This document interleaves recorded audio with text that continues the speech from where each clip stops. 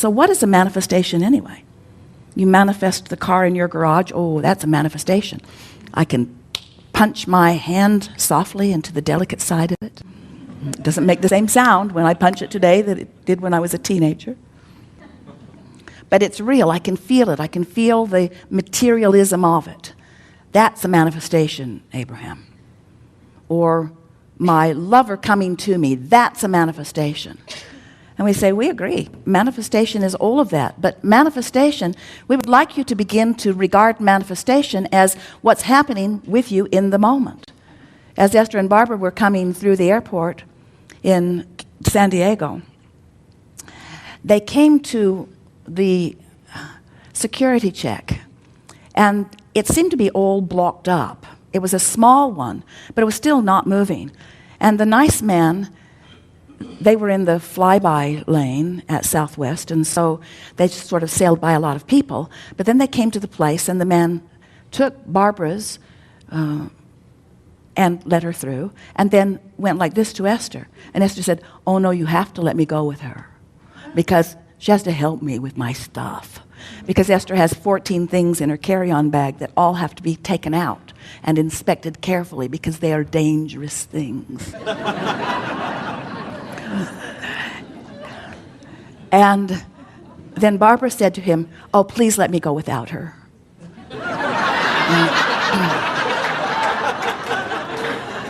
And Esther said, oh, please don't let her go without me. And the man began to laugh, and he let Esther through. And then looked at the people behind Esther and went like, my hands are tied, these are powerful women. And now they are in the line that is not moving because, as the man told them, there was an eagle eye on the security camera, and she was checking for everything. And Esther thought, oh, that's wonderful. But then Esther had taken everything out of her bag, and so there was no worry about it. And so they went through, and Esther was really proud of herself because she had packed so carefully and unpacked so carefully. And so she sailed right through, but then Barbara's bag had to go back for a check because there was a bottle of water in it.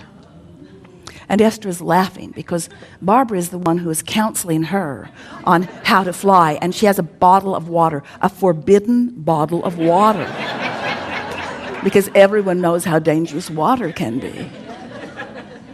You could wet someone's face with water. And so Esther is laughing because Barbara has been caught with her water, and Barbara is laughing because Barbara has been caught with her water. And the man offers to let them step outside and drink it as if it mattered. You can go back and start again if this water matters to you.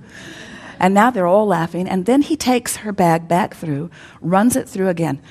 And when he came back with the bag, Barbara is sitting at a table, putting her shoes on. And the man walked to another table, and Barbara said, wrong table. And he said, no, you're at the wrong table. And Barbara said, no, you're at the wrong table. And he said, no, you're at the wrong table. And then he went to the table where Barbara was, and now they're all laughing.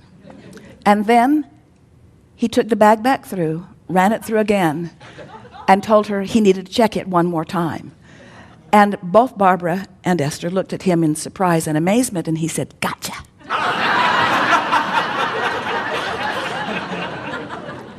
And as they moved on through, they couldn't stop laughing, and Esther couldn't stop noticing the amazing fun that they had had at a place that is usually no fun at all. In other words, that's a manifestation. It's a manifestation. What you're living in any moment is a manifestation. Manifestations surrounding you. The people you meet, manifestations. The way they play with you or not, manifestations. The way you feel as you move through your day, manifestations. Your life is unfolding, manifestation, manifestation, manifestation, manifestation. And it keeps moving. Have you noticed? There it went again, there it went again, there it went again, there it went again, there it went again. So you have constant personal control over the manifestation of your moment. And what trips you up often is you're looking long term where you have not enough power or not enough clarity, and letting the future, to which you have not enough answers right now readily available to you, concern you, where if you would just be present in the moment and be aware of the manifestation that's happening now and adjust your vibration accordingly. In other words, that little bit of fun got more fun started, and now they come to a place where there are two seats but not together. And what's sitting in the seat between the seats is a magazine and a cell phone. And so Esther is thinking, well, I'll sit on this side of the magazine and the cell phone, and Barbara can sit on the other side of the magazine and the cell phone. But Barbara is thinking, that's ridiculous. I'm going to move the magazine and the cell phone. So she did what Esther thought was a forbidden thing. She touched someone else's things and moved it to another seat and explained to the man who had told them that someone had been sitting there, well, now he sits here.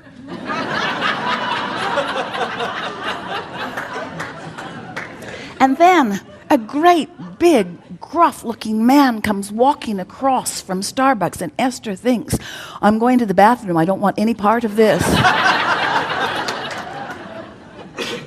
And as he comes to his telephone, which has clearly been moved, Barbara said, we moved you.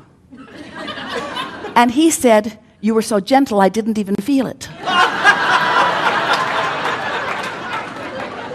And Esther began to realize that now the momentum of fun was started. There was no ending to what the day was going to provide. In other words, you just can't get into a place where you're feeling good, where you're loving the people of your planet, where the people who want to play with you are coming to you. You just can't get on that sort of vibrational roll without acknowledging these are manifestations. And what we want to call your attention to is that the most significant manifestation of all. Have you been listening to us for a while? Some of you have for a very long while. And have you heard us say, yes, you've heard us say on endless occasions, because we say it every time we get together with you. We say it several times every opportunity we have. Everything that everyone wants or ever has wanted or ever will want is because they believe they will feel better in the having of it. They believe they will have a good feeling emotional response in the receiving of this other thing that they think they want. And what we want to convince you of is that what you want is the emotion. What you want is the good feeling. The other stuff's just the justification that you give for having it. In other words, I want prosperity because I will feel better, and I want a lover because I will feel better, and I want this because I will feel better. I want everything that I want because I believe I will feel better in the having of it, and I believe I will not feel good in the absence of it. But it is the emotion that is the primary manifestation. Hear that. Your emotion is your primary manifestation. And if you can hear that, if you can leave with that today, if you can know it in the way we know it, then you will have control of the only manifestation that matters, which is the way you feel. And when you get control of that one, you've got control of every other manifestation.